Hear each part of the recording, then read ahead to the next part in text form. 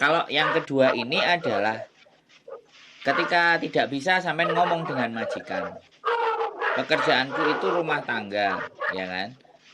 Bisa nggak saya Iya. tidak mengerjakan pekerjaan yang ada di sawah dan di kebun dan ABCD yang sudah tidak yang di luar rumah tangga dan pekerjaanku cuma rumah satu. Kamu tahu aturan apa enggak gitu.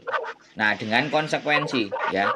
Yang kedua ini konsekuensinya langsung ke sampean. Bisa langsung sampean Iya. diusir, disuruh pergi, disuruh pulang.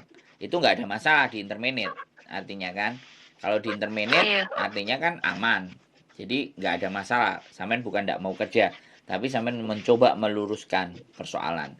Terus Iya. yang ketiga sampai notice 1 bulan.